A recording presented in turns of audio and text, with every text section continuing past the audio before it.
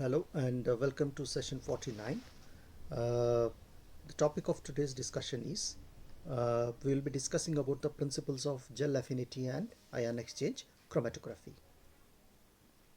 So in the previous classes we have defined what is chromatography and the principal types of chromatography, and even we have also discussed about the planar and the paper chromatography by taking examples of separation of plant pigments and the separation of amino acids on paper.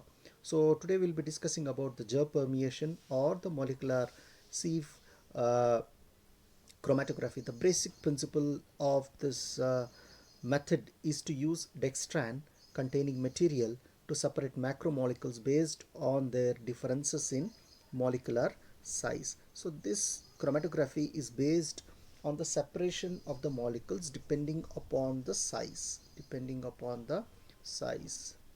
The procedure is basically used to determine molecular weights of proteins and to decrease salt concentration of protein solutions. So in a gel permeation column, a stationary phase consists of inert molecule with small pores. So the matrix, it contains small pores, right, like this. The solution containing molecules of different dimensions or different sizes passes continuously with a constant flow rate through the column.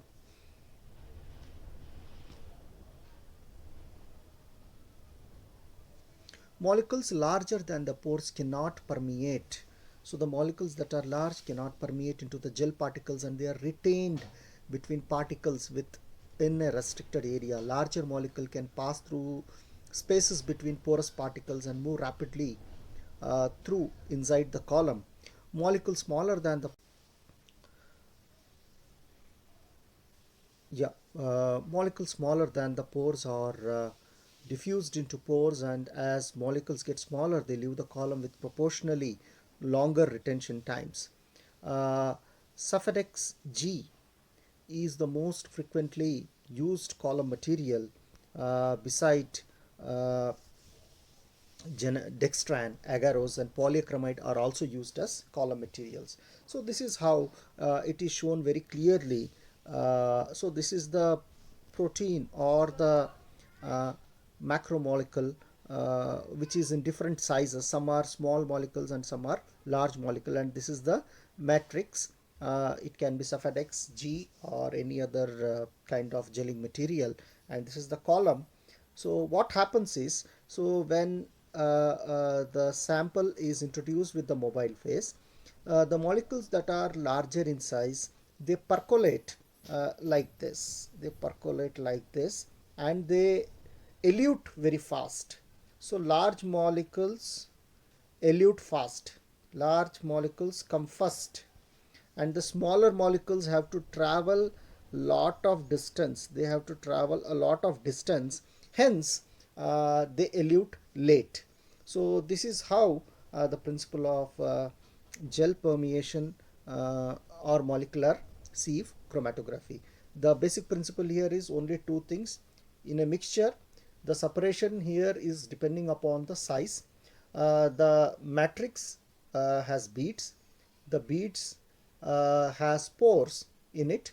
So hence, larger molecule travel between the interspaces and they elute very fast. The smaller molecules, they have to travel larger distances. They have to uh, percolate through these beads. So hence, the time required to elute smaller molecules is more. So this way we can get the separation. And in affinity chromatography, the chromatography technique is used for the purification of enzymes, hormones, antibodies, nucleic acids, and specific proteins.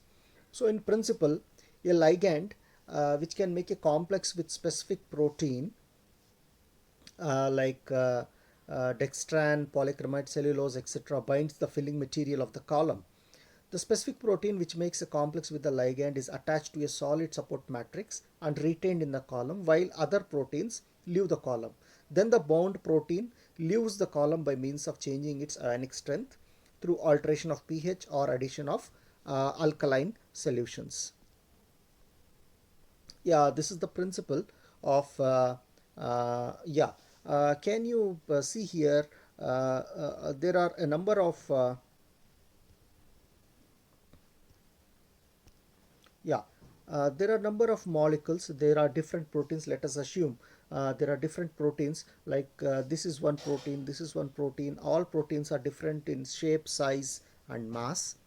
And when we put our mixture of proteins or antibodies or hormones, and we are interested in a particular type of protein or hormone or antibody, that has to be separated. That can be retained in the column by using affinity chromatography. So here, this is a all the mixture is poured along with the sample of protein mixture with the solvent, or the mobile phase is poured into the column. Then what is going to happen? Let us see this diagram in detail to quick understand. So if this is the column and inside there is a matrix, right? So within the matrix, so the matrix has a ligand. See, this is your solid support, or you can call it as your bead, solid support, and it is actually having a ligand. See, this is the ligand, and this ligand is having affinity. See, out of this 1, 2, 3, and 4 molecule, the fourth molecule is having affinity and it binds. So this is our protein of interest. So we should know already the shape of our protein so that we can design a ligand. So it can be like an enzyme substrate reaction, or it can be an antigen antibody reaction. So if we know the shape of the protein, so that we can design the ligand so that our protein of interest tightly binds to this ligand. It binds tightly to this ligand, where other molecules, so molecule number 1, 2, and 3, so all these proteins get eluted out. Only this molecule, like, it is binding here, and it is retained into the column. So this is what shown here. It is shown here. So analyte retains, so it is binding, it is having some affinity, it is having some affinity with the it is having some affinity with the I'm sorry, it is having some affinity with the matrix, and it is binding to the ligand. So hence it is retained into the column.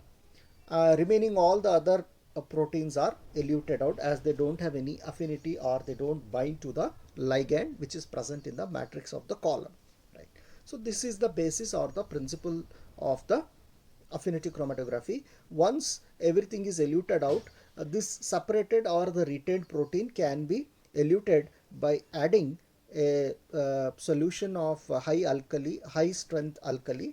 So this changes the breaks the bond, and your protein of interest separates out as a separate fraction, right? Okay, now let us come to ion exchange chromatography. Ion exchange chromatography is based on the electrostatic interaction between charged protein groups and solid support material matrix. Matrix has an ion load opposite to that of the protein to be separated, and the affinity of the protein to the column is achieved with ionic ties. Proteins are separated from the column either by changing pH, concentration of ion salts, or ion strength of the buffer solution. So here charge plays a very important role. So positively charged ion exchange matrices are called anion exchange matrices, and adsorb negatively charged proteins, while matrices bound with negatively charged groups are known as cation exchangers. So here we are using two types of material called as cation exchangers and anion exchangers. So anion exchangers, they adsorb negatively charged molecules, and cation exchange matrices adsorb positively charged proteins or molecules. So this is the principle. I have made a column what common materials are used as a uh, ion exchangers. Some examples are there: anion exchangers, cation exchanger, and cation exchanger. So three examples I have taken. So sappharose, saphadex and cellulose. So these are anion exchangers, and cellulose and sappharose, sp sappharose and source S is a cation exchanger. And so here the column is packed with ion exchangers. See, so these are one minute. These are cation exchangers which are present in the matrix. So these are ion exchangers, and you can see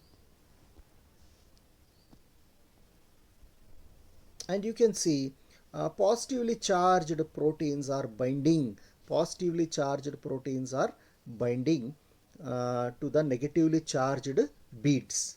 So that is the principle, and other things that are negatively charged proteins are being removed. They are being removed. So here the suppression is based on the charge. So the charge has to be opposite. The molecule of our interest should be oppositely charged when compared to the matrix. If the matrix is negatively charged, the molecule of interest or the protein of interest should be positively charged, so that it is retained in the matrix. That's the idea. So these are my references. Hope you have understood the principle of affinity, column, and we are the brave, we are the bold, we can be added.